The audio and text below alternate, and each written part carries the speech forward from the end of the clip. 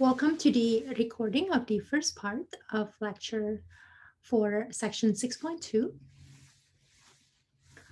We did this computation, which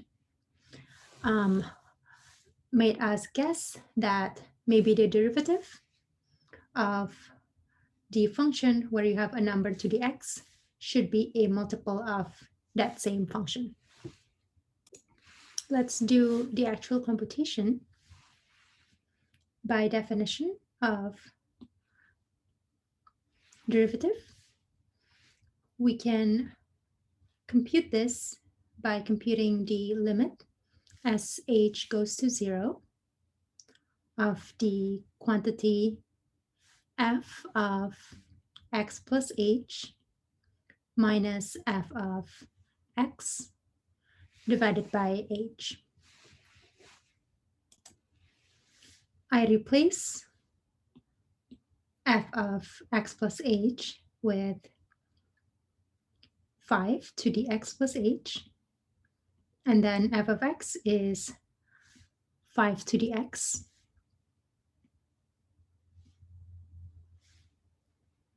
And what I will do is rewrite this, so I have 5 to the x times something.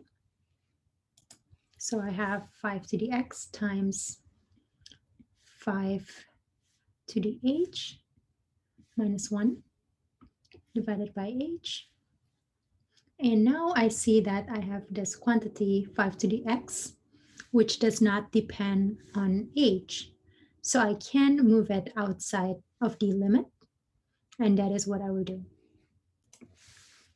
From here, I want to rewrite the quantities, but using the function f.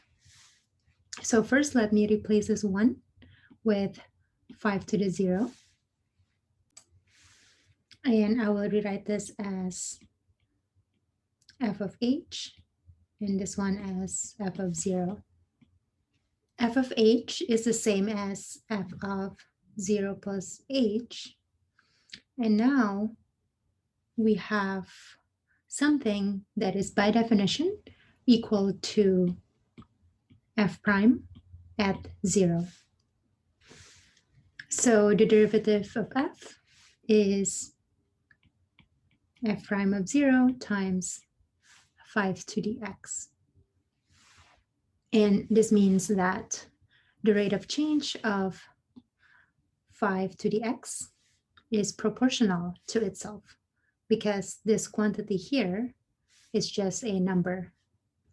Now let's look at this function. G of x is equal to 2 to the x. Which of these is equal to g prime of x?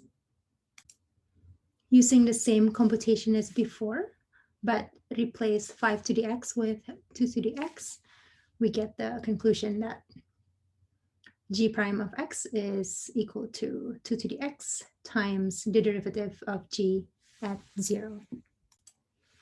Now I can replace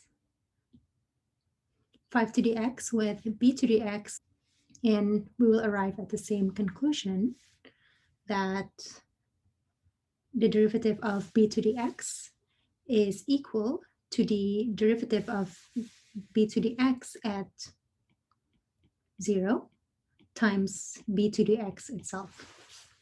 So the rate of change of an exponential function is proportional to the function itself. I want to now introduce a very important number in mathematics that is denoted by e. There are several different definitions of e that are all equivalent. Now I'm going to introduce the definition that is in the book, definition 7.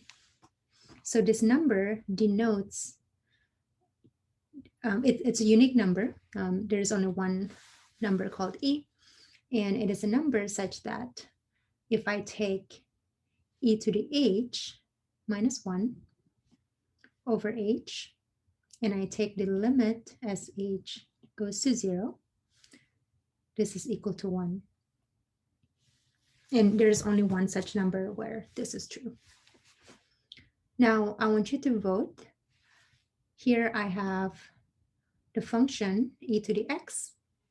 According to this definition, what is the derivative of g at 0?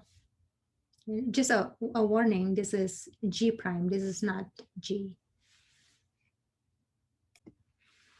To figure out the answer, let's first write down the definition of g prime at 0. So what you would do is take the limit as h goes to 0, and then you have g of 0.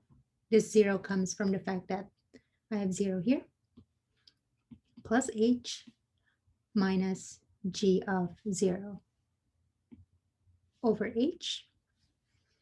And now I just apply the definition of g. So g of h is e to the h, g of 0 is e to the 0, and e to the 0 is 1. And the definition 7, tells me that this quantity is equal to 1. So the answer is B. Next week on Thursday, we will have a quiz based on the materials from the current week, week number 1. Next week, during discussion, you will go over some more practice problems.